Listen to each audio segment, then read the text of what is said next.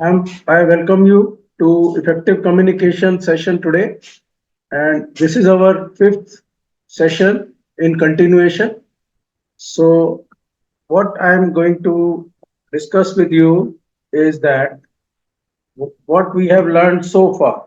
See, in our first session, we discussed about what is the importance of communication. In that session, we discussed what are the benefits of effective communication skill in our professional and personal life, whether it is our job, whether it is business, our profession, our children education, our family relations, our mental and physical health. So it impacts everything, and it also increases our confidence, and it reduces our hesitation level as well. So, in the first part, we discussed what are the barriers of communication, what are the hurdles in between what a sender sends a message and the receiver is not able to receive that. So, there can be various barriers.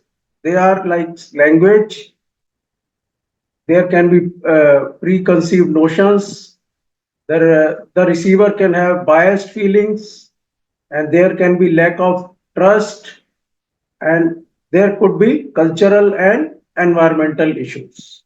So, to overcome these barriers, so we also discussed in the same session about 7 C's of principles of communication. So, how we can remove those barriers. So, that was also our concern.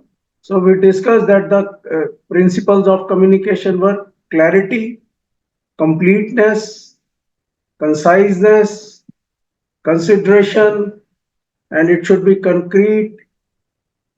Communication should be have courtesy and correctness. So then we came to the second session on 9th of March, where we discussed about various methods of communication. So those were verbal communication, non-verbal communication, and visual communication.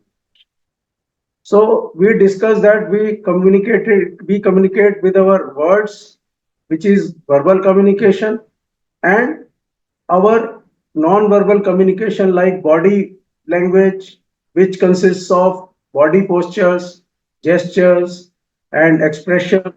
So that also matters in our communication. And our tonal quality like speed, volume. So this also matters in our communication. And there can be some visual uh, support also uh, by virtue of our graphs and many things like projector. They assist in our communication. And we also discussed that only the content matters only 7%, and body language matters 55%, and the vocal variety matters 38% in our communication. So then we move to the third session.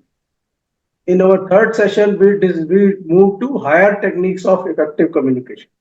So all these techniques were based on our exposure in business, our exposure in corporate, and in our family issues. So all these techniques are going to help us a lot.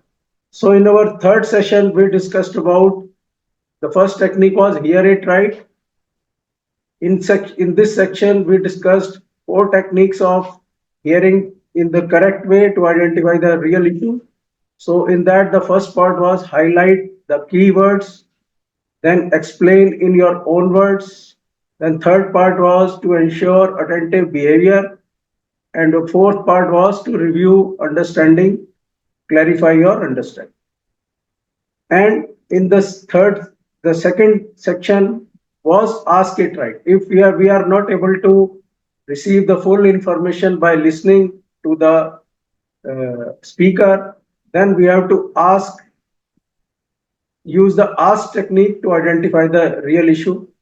In this section, the first technique was to ask for permission, build rapport with the speaker or the sender of the message, and we have to select the right question. We have to ask open-ended question so that the sender is able to give answer as per his convenience in the in three sentences or in a paragraph or whatever time he wants to take to clarify the matter. And we have to do it with a open mind.